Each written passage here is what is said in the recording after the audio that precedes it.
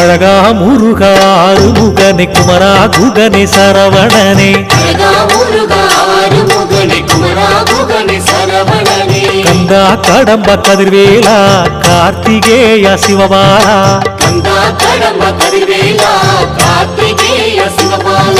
தண்டாயுத பாடி பழனி மலையில் தாகப்பன் சுவாமி சுவாமி மலையில் தேவர் தளபதி திருச்செந்தூரில் தெய்வானையுடன் பரங்குன்றில் கோபம் தணிந்து திருத்தணியில்